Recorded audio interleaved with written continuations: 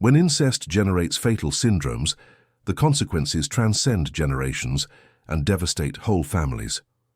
Nowhere was this more evident than in the isolated mountains of eastern Kentucky, where the history of the Harlan family remained buried for decades until it was finally exposed in 1967. The Appalachian hills, with their dense forests and deep valleys, served as a perfect refuge for communities that wanted to remain separated from the rest of society. Among these steep slopes, approximately 50 kilometers from the nearest city, lived the Harlan family, whose lineage dates back to the first European settlers in the region in the 18th century. Dr. Robert Caldwell, a rural doctor who attended Kentucky's most remote communities, was the first to document the case. In his own words, recorded in his medical diary, "Never in my 35 years of medicine have witnessed such a concentration of congenital anomalies in a single family. The Harlan seemed to carry the weight of generations of consanguineous unions. Harlan's property was accessible only by a narrow dirt road that served by the mountain. Visitors were rare, and the family avoided contact with outsiders. When Dr. Caldwell first arrived at the property, in response to an urgent call over a child with breathing difficulties, he was not prepared for what he would find. The main house was a two-story worn wood structure, surrounded by smaller huts spread across the property. In total, 32 people lived in that family complex. The patriarch, Jacob Harlan, was 68 years old in 1967 and had a permanently severe expression. His wife, Margaret, was also his first cousin, but it was the third generation that revealed the true impact of consanguinity. Of the 9 sons of Jacob and Margaret, 7 had married among cousins. Of these marriages were born 23 children, 17 of whom had serious development problems. Dr. Caldwell immediately noticed the distinctive characteristics: prominent jaws, very close eyes, cast fingers, and in various cases, severe intellectual deficiency. The most serious case was that of Timothy, a 12-year-old boy with Apert syndrome, a rare condition characterized by craniofacial malformations and fingertips. Timothy was the son of 2 first cousins, Samuel and Ruth Harlan. The boy had difficulty breathing and suffered from constant pain due to pressure in his brain, caused by the premature fusion of the skull bones. The geographical isolation of the family had been just the beginning. Over the passing of generations, social isolation had become absolute. Jacob Harlan ruled his family with iron hand, discouraging any contact with the outside world. Children did not attend schools, modern medicine was seen with distrust, and marriages were arranged inside the family circle. "We preserve our lineage," Jacob told Dr. Caldwell during his first visit. "Pure blood, without contamination of the outside world." The doctor soon realized that he was facing an unprecedented case of genetic isolation. Meticulously, he began documenting each family member, his kinship relationships and medical conditions, creating what would become one of the most important case studies on the effects of consanguinity on the history of American medicine. However, what began as a medical case soon became a broader investigation. Local authorities, alerted by Dr. Caldwell's preliminary report, began to question whether the children were not being deprived of appropriate medical care and mandatory education. In June 1967, social workers visited the property, accompanied by the local sheriff. What they found was described as medieval conditions. Children with more severe disabilities were kept in separate rooms, some tied to beds to prevent them from being injured. Medical records were non-existent, and several children had never been officially registered. The case quickly gained the attention of the local press. Louisville Courier-Journal published a cover story with the title, "The Forgotten Family of the Mountains," reporting the precarious conditions and genetic anomalies found among the Harlan. The report carefully avoided sensationalism, but made clear the severity of the situation. Check it out if you are already subscribed to this channel so as not to lose any of the most impactful cases of genetic isolation already documented in American history. Your registration helps us continue to investigate these hidden stories that shaped entire communities and warn about the real dangers of consanguinity. Harlan's history did not start in 1967. To completely understand how a family came to such a degree of genetic isolation, we need to return to the late 18th century when the first Harlan reached the mountains of Kentucky. Ezekiel Harlan, a Scottish Surland immigrant, established himself in the region around 1795, seeking to escape from what he called corruption of the East cities. He bought 200 acres of mountainous land, built a log cabin, and began raising his family away from the eyes of expanding society. The historical records of the county show that Ezekiel married his high school cousin Hannah, bringing with him a cultural pattern that was not uncommon at the time, especially among isolated communities.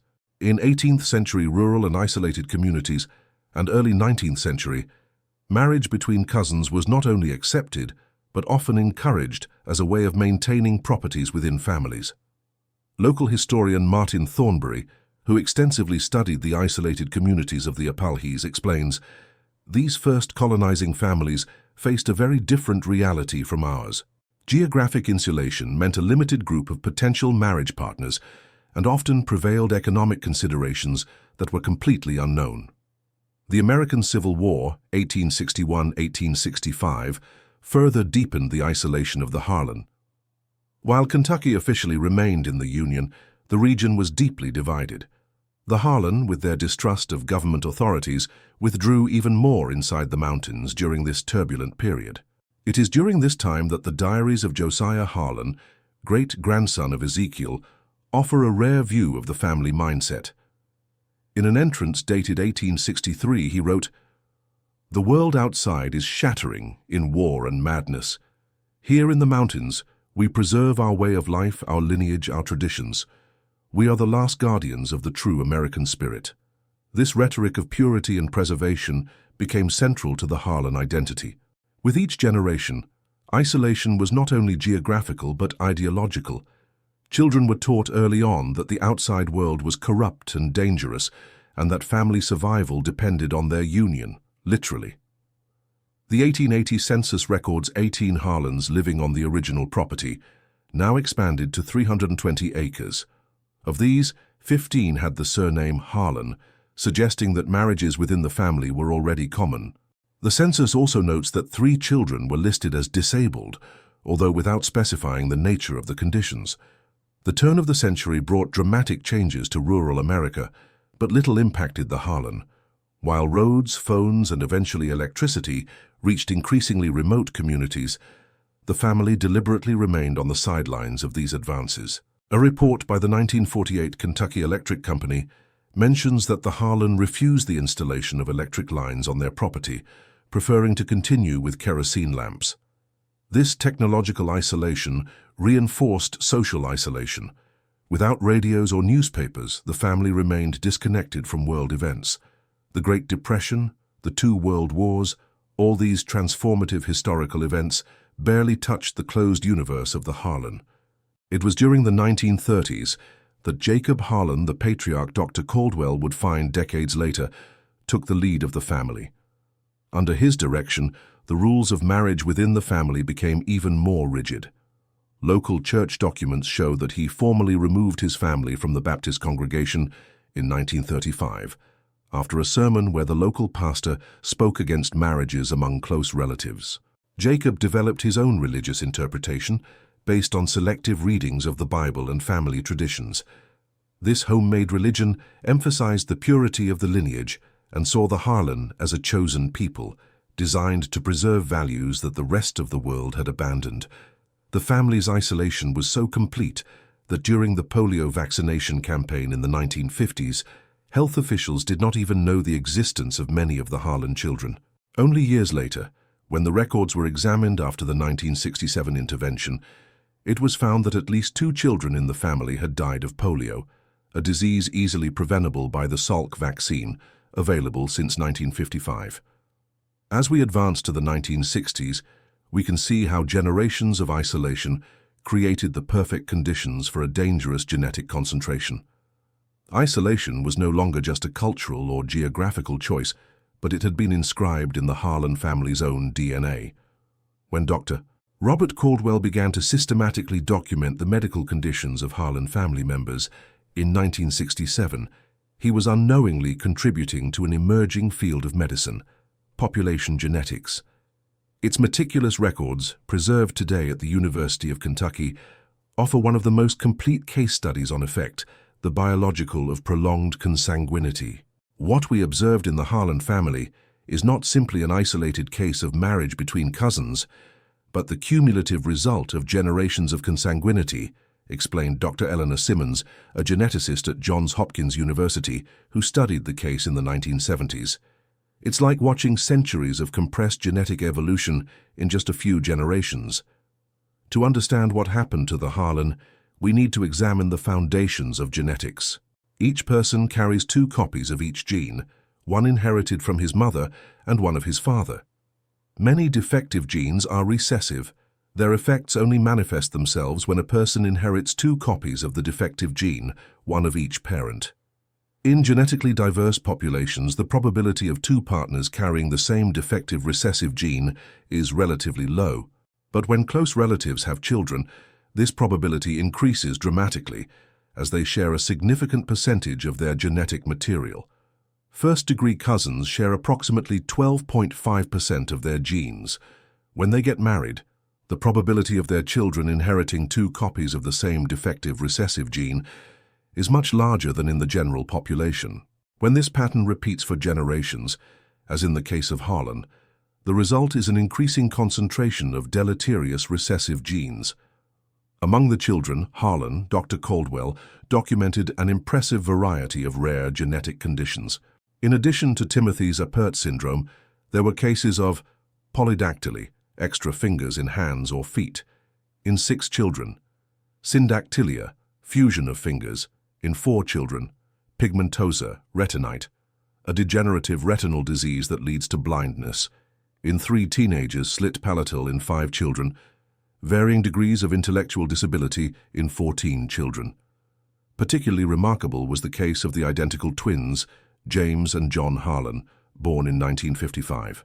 Both had a rare form of disproportionate dwarfism known as spondyloepiphyseal dysplasia.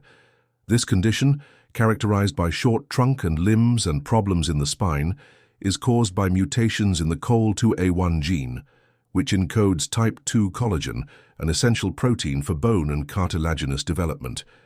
These twins represent one of the lightest cases of recessive genetic expression, observed Dr. Caldwell in his notes. Their condition was so rare that the likelihood of occurring by chance in a non-consanguineous population would be practically null. The impact of consanguinity was not limited to visible physical conditions. Subsequent studies of Harlan medical records have revealed an abnormally high incidence of congenital heart disease, kidney problems, and rare metabolic disorders.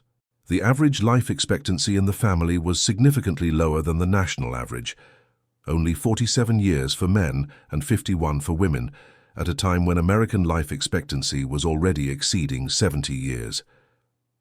One of the most alarming findings came when Dr. Caldwell examined the unofficial birth records kept by his own family. Of 49 documented pregnancies between 1945 and 1967, 14 resulted in miscarriages, 7 in stillbirths, and 3 in neonatal deaths in the early weeks of life. These numbers represent a gestational loss rate 3 times higher than the national average of the time. Can you imagine the silent suffering of these women, losing child after child without access to adequate medical care, believing that these tragedies were simply the will of God? Leave your comment saying, "What a preventable tragedy," to show how genetic education could have saved so many lives. The phenomenon observed in the Harlan has a scientific name: endogamic depression. This term describes the reduction in the biological aptitude of a population resulting from the accumulation of harmful genetic characteristics due to reproduction between genetically similar individuals. In its definitive report on the family, published in the American Journal of Medical Genetics in 1973, Dr. Simmons wrote, "The Harlan represents an involuntary natural experiment on the effects of prolonged consanguinity. The genetic consequences observed in this family offer undeniable evidence of the biological risks of close relatives over multiple generations." She continued, "Particularly notable is the prevalence of rare conditions that usually occur at frequencies of less than 1 in 100,000 in the general population. In the Harlan family, we find multiple cases of these conditions in a group of only 32 individuals. For the Harlan, these were not abstract statistics, but realities lived daily. Elizabeth Harlan, one of the few adults in the family who cooperated extensively with the researchers, described the experience of growing up knowing that something was wrong with her family without understanding what it was. "We always knew we were different," she told Dr. Caldwell, "the way the people in the city looked at us when we rarely went there. The laughs of the other children. Jacob said it was because we were special, chosen. I only realized it was because we were sick." The discovery of the Harlan family in 1967 triggered a series of government interventions that would forever transform the life of that isolated community. The case quickly climbed a medical concern to a matter of child welfare, generating a debate on the boundaries between religious freedom, parental rights, and children's protection. In July 1967, a month after the first visit of the social workers, the Kentucky Children's Services Department obtained a temporary court order to examine all children Harlan under 18. Jacob Harlan's resistance was fierce. "No one will take my grandchildren," he told the sheriff. "God gave us these children to take care of our traditions." The operation to remove children for medical evaluation required the presence of several state police. Witnesses described moving scenes of frightened children being separated from their parents. For many of them, this was the first time they left family property. At the Kentucky Regional Hospital, specialized doctors confirmed Dr. Caldwell's preliminary diagnoses and discovered unrelated additional conditions. Timothy, the boy with Apert syndrome, immediately underwent surgery to relieve pressure on his brain. 3 other children were diagnosed with congenital heart disease that required surgical intervention. The case quickly became a test for the legal system. In August 1967, the County Youth Court held a custody hearing that lasted 5 days. Experts in medicine, social assistance, and law deposed the conditions on the Harlan property. Lawyer Margaret Williams, assigned to represent Harlan children, argued, "These children were deprived not only of adequate medical care, but of the fundamental right to education and the opportunity to develop as individuals. The isolation imposed on them is not only physical, but it represents a form of emotional and intellectual neglect." The defense of the family, led by local lawyer Thomas Shepard, countered that the government was improperly interfering with a private religious community that simply wanted to live according to its own traditions. "The Harlan family represents a disappeared American way of life," Shepard argued. "They have the constitutional right to raise their children according to their religious beliefs." Judge William Harrison faced a dilemma that echoed broader tensions in the American society of the 1960s, the balance between individual rights and collective responsibility. His decision, delivered on September 12, 1967, established a significant legal precedent. Although this court recognizes the fundamental right of parents to raise their children according to their religious beliefs, said Judge Harrison, this right is not absolute when it endangers the physical and mental well-being of children. The evidence presented convincingly demonstrates that the endogamic marriage practices of the Harlan family have resulted in significant genetic damage to children, and that the refusal to seek proper medical treatment. The court determined that 17 of the 23 Harlan children be placed under temporary state custody for medical treatment and educational assessment. Children with less severe medical conditions could return to parents after the implementation of a supervision plan that included regular medical visits and school enrollment. The decision triggered protests from conservative religious groups and defenders of individual freedom. The Harlan case has become a focal point in national debates on the limits of government intervention in family life. Letters to the editor of Louisville Courier-Journal reveal deeply divided opinions. "What happened to the Harlan family is nothing less than government tyranny disguised as compassion," wrote a reader of Frankfort, Kentucky. "If we continue to allow personal beliefs to overcome scientific evidence, how many more children will suffer unnecessarily?" countered another Lexington. For the Harlan themselves, the consequences were immediate and traumatic. The family unit, that had persisted for over 150 years, was fragmented. Jacob Harlan, who had ruled his family with unquestionable authority, saw his world crumble. 3 weeks after the court ruling, he suffered a stroke and died 5 days later. Harlan children, many of whom had never interacted with people outside the family, faced huge adaptation challenges. Mary Harlan, a social worker designated for the case, unrelated to the family, documented her experiences. Harlan children show extreme levels of separation and difficulty anxiety to adapt to new environments. Many show significant delays of social development, with communication patterns and interaction that reflect their extended isolation. Particularly moving was the case of the 8- and 10-year-old brothers Sarah and Michael Harlan. Both had moderate intellectual deficiency and had never been separated before. Placed in different adoptive homes due to their specific medical needs, they developed severe regressive behaviors that required intensive psychological intervention. For some of the older children, integration into the outside world brought a mixture of trauma and liberation.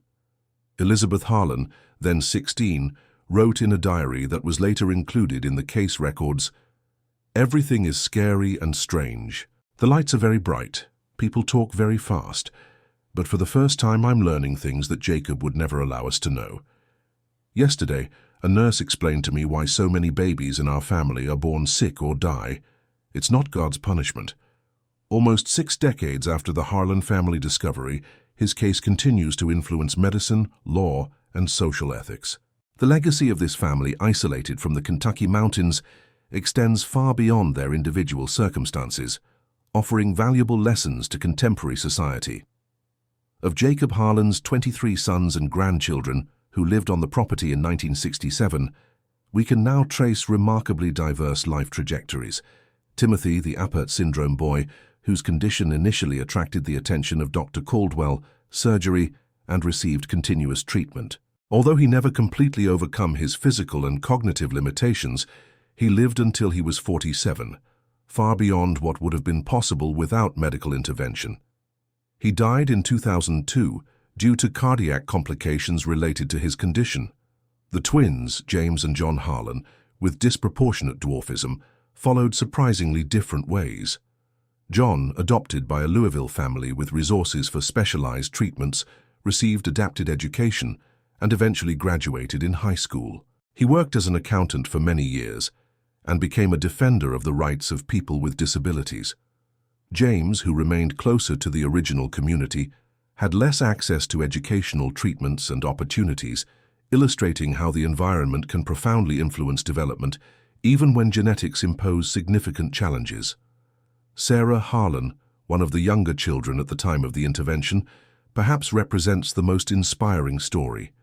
Adopted by a family of university professors, she surpassed the initial delays of development and eventually graduated in social assistance. In a remarkable turnaround, Sarah dedicated her professional career to work with isolated communities in Appalachian, helping to bring education on reproductive and genetic health to populations that, like her biological family, remained on the fringes of modern society.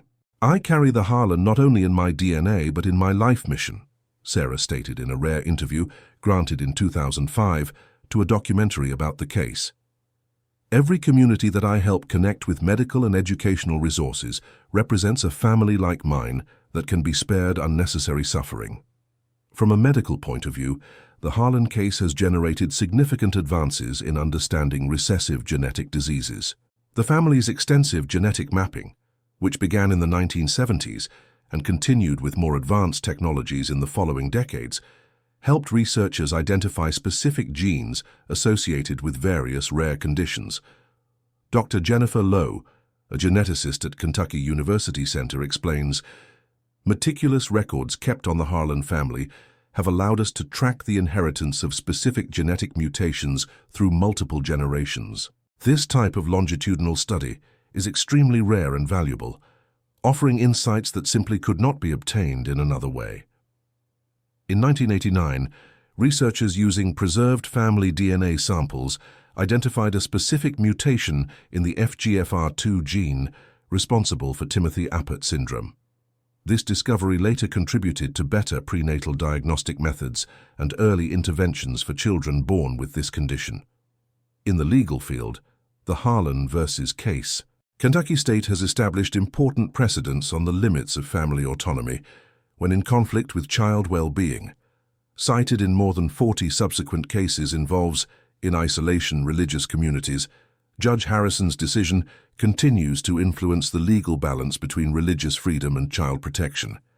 The original property of the Harlan, the subject of legal dispute for many years, was eventually divided among several heirs. The main house where Jacob Harlan once ruled his small isolated kingdom was abandoned in the 1980s and was destroyed by a fire in 1992. Today, only stone foundations remain, gradually being claimed by the surrounding forest. A physical reminder of the disappearance of a way of life that lasted for nearly 2 centuries. The ethical implications of the Harlan case remain relevant in the 21st century. With the advent of advanced genetic technologies and consumer DNA tests, issues on genetic counseling, privacy, and reproductive autonomy have gained new urgency. The Harlan case reminds us that scientific knowledge must be democratized, argues Dr. Michael Sanderson, bioethics at the University of Chicago.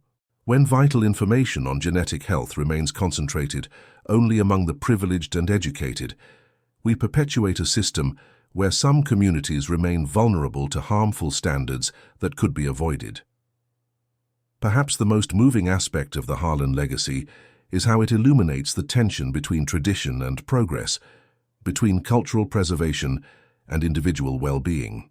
In isolated communities that still exist around the world, from closed religious groups to geographically remote populations, the balance between respect for traditions and protection against potentially harmful practices remains a challenge.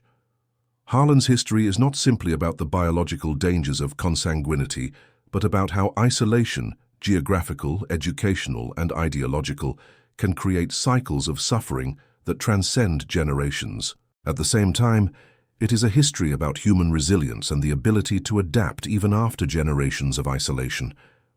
In 2015, the University of Kentucky was inaugurated at the Harland Center for Population Genetic Studies, dedicated to researching rare genetic diseases and developing extension programs for isolated rural communities.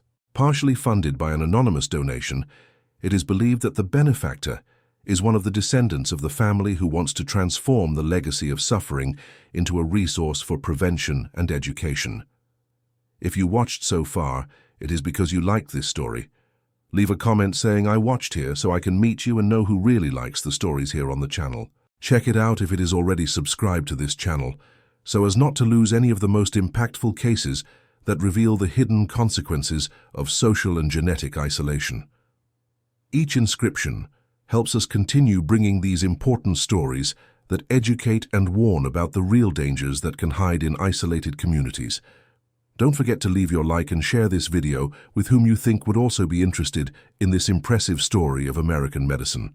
The Harlan case remains a powerful reminder that scientific knowledge, when accessible to all, has the power to release entire communities from cycles of avoidable suffering. In Sarah Harlan's words, "My family's true tragedy was not the genes we shared, but the information we never had access. The knowledge would have been our salvation." Today, as we look back on Harlan's history, we see not only a family tragedy, but a microcosm that reflects broader questions about how societies deal with the balance between tradition and scientific progress. In a world where isolated communities still exist, where old beliefs sometimes clash with modern knowledge, Harlan's legacy reminds us of the collective responsibility that we have to ensure that knowledge that saves lives is available to everyone, regardless of how distant they may be from power and education centers. The story ends, but its lessons remain alive, echoing through generations as a call to compassion, understanding, and democratization of knowledge that has the power to break cycles of silent suffering.